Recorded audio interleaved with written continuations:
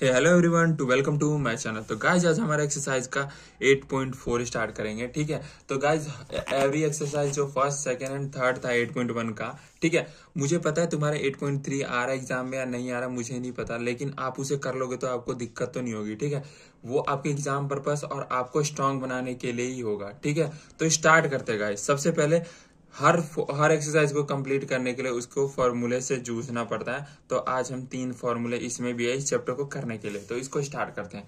ये फॉर्मूला ध्यान से देखना, साइन स्क्वायर थीटा प्लस में cos square theta is equal to 1। ठीक है, उसके बाद साइन कॉस से रहता है और पता ही है रिलेशन बनाता है। सेक थोड़ा इस बार अलग बना लिया टेन के साथ। ठीक है, तो sec square theta tan square theta sine cos के साथ रिलेशन बनाता है और सेक इस बार अलग बना दिया टेन के साथ। तो सेक स्क्वायर थीटा और minus tan square theta is equal to 1। Sine का ऑलवेज फॉर्मूला देखा होगा, पीछे भी प्लस में ही था। तो साइन कॉस के साथ रिलेशन बनाता है इज इक्वल टू 1, स्क्वायर में है। ठीक है, ये फॉर्मूला आसान तरीके से रटने का। सेक टेन के साथ बना रहा तो sec square theta minus tan square theta is equal to 1, cosec square theta minus cot square theta is equal to 1।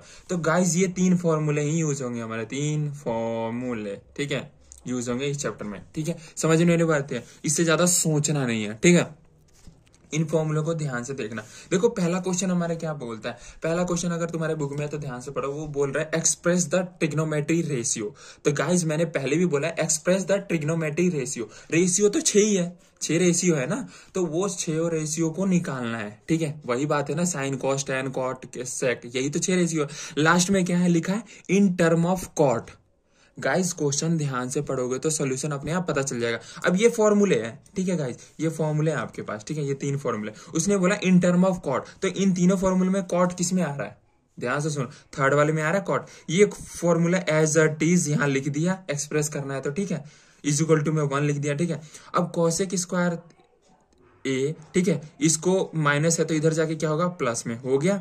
अब देखो कॉस कॉस ये कॉस है, ठीक है, कॉस है, यहाँ कॉसेक आ गया, इसके बाद स्क्वायर इधर जाएगा तो रूट में हो जाएगा।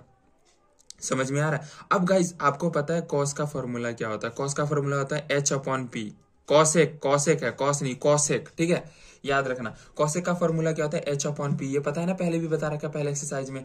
तो हमारा एच की वैल्यू ये हो गई और पी देखो इतना वैल्यू एज इट इज आ गया, ये एज इट इज यहाँ आ गया, इसका स्क्वायर यहाँ रूट में बन गया आ गया। नीचे कुछ नहीं है तो 1 तो होता है ना, कुछ नहीं होता तो 1 तो होता है। तो ये वैल्यू एच हो गई और ये पी होगी। कॉसेक का फॉर्मूला क्या था, अब इसमें क्या बनेगा, बी निकालना है, बी निकालना है ना।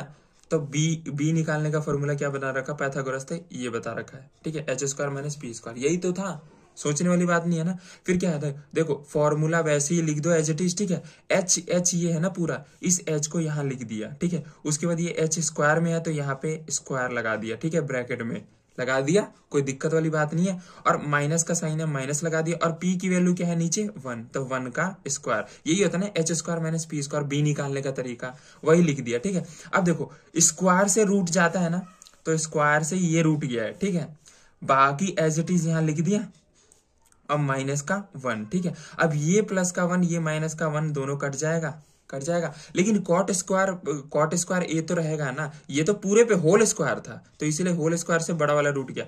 अब ये एक जो सबसे ऊपर रूट है, ये जो सबसे बड़ा रूट है वो कॉट से कट जाएगा, ये स्क्वायर रूट अब इतना बचा है और रूट बचा है, तो ये स्क्वायर इस रूट से कट जाएगा। समझ में आई, समझ में आ रही ना। अब बचा क्या, तो बी की वैल्यू क्या आ गई हमारा, सिर्फ कॉट ए आ गई। एच पता ही है, पी, 3 चीजें पता है। अब कॉस का पूछ ले, साइन का पूछ ले, फॉर्मूला पता ही है, साइन क्या होता है P upon H, B upon H, tan का पूछ ले, कॉट का पूछ ले, बी अपॉन बी की जगह बी की वैल्यू डाल दे, एच की जगह पे। ये सारे ट्रिग्नोमेट्री रेशियो हो गए। समझ में आई, इसमें कुछ था नहीं, बाकी सब तो आप निकाल ही लोगे ना, बस वैल्यू तो डालनी है। बी क्या है, बी यहाँ पे यार बी की वैल्यू कॉट आ गई, कॉट ए हो गया, थीटा की जगह ए हो या कुछ भी हो। और क्या है एच, एच यहाँ से लिख दो 1 प्लस कॉट स्क्वायर ए रूट में, बस ये पूरा आंसर हो गया। कॉस का हो गया, फिर साइन का ऐसे लिख दो। मेन हमें ये तीनों वैल्यू आना चाहिए। समझ में आ गया, इन टर्म ऑफ कॉट बोला है तो कॉट वाला फॉर्मूला लेके। अगले क्वेश्चन में क्या है, उसमें भी एक्सप्रेस बोला है, लेकिन उसमें सारे ट्रिग्नोमेट्री रेशियो नहीं बोले, उसमें सिर्फ साइन ए पूछा है, साइन ए पूछा है। लेकिन लास्ट में क्या लिखा है, in term of sec, in term of sec बोला है। तो इनमें सेक का फॉर्मूला क्या है, ये वाला सेकंड वाला, 1 2 3 फॉर्मूला है ना, सेक लिखा, सेक को एज इट इज लिख दिया। सेम वही प्रोसेस जो ये करा है, सेक लिख दिया, सेक को इधर ही रहने दिया, ये 1 को उस तरफ ले गए इज इक्वल टू में, ठीक है। तो tan को इधर ही रहने दिया, 1 को इधर ले गए, तो क्या होगा, इधर जो था वो पॉजिटिव में हो जाएगा। समझ में आई, समझ में आ रही गाइज, ये इधर हो जाएगा। और जब ये इधर आ जाएगा तो ये पॉजिटिव में था, ये नेगेटिव में हो जाएगा ना 1, यहाँ पॉजिटिव में था, ये नेगेटिव में हो गया, ये चीज है, ठीक है। 1 इधर आएगा तो नेगेटिव में हो जाएगा ना। फिर tan है, ठीक है, टर्म ऑफ tan बोला है ना, टर्म ऑफ sec बोला है, तो sec को ब्रैकेट में रखेंगे। तो tan की वैल्यू क्या होती है गाइज, देखो tan लिखा है, स्क्वायर इधर जाएगा तो रूट में हो जाएगा, ठीक है। और देखो ये हो गया एज इट इज। अब ये हो गया tan का क्या होता है, P/B होता है, H निकालना है, सिर्फ H निकालना है ना, हमें H निकालना है, और इधर कुछ नहीं होता, 1 है, तो P की वैल्यू ये हो गई, B की वैल्यू ये होगी, हमें H निकालना है, तो H² P² प्लस में B² होता है, H की जगह तो इधर रूट जा में P² प्लस B है, और H निकालना है, तो P की जगह P की वैल्यू डाल दो, P की जगह P की वैल्यू डाल दी और उसका स्क्वायर कर दिया, प्लस में प्लस है ना, तो प्लस में, और B क्या है, B1 है, P और B दे रखा है, H निकालना है, तो P 2 वैल्यू दी थी, तीसरी निकालनी होती है। इस स्क्वायर से ये रूट गया, ठीक है, और ये 1 प्लस वाला और ये नेगेटिव वाला 1, ये दोनों कट गया यहाँ पे। अब इतनी चीजें बची, अब इस स्क्वायर से ये बड़ा वाला रूट गया, 2 रूट है ना यहाँ पे, एक सबसे बड़ा वाला रूट है, अरे कि ये है, समझ में आ रही ना, क्योंकि देखो ये वाले वैल्यू लगाओगे तो ये तो रूट रहेगा ही, और लेकिन जो P की वैल्यू दे रखी है उसमें भी तो ये रूट है ना, ये सारा चीजें इधर आके स्क्वायर में जाके, तो ये रूट, ये पहले एक वाला रूट ये कटेगा, फिर अंदर वाले सेक से ये वाला रूट कटेगा। समझ में आ रही, कैलकुलेशन बड़ा आसान है।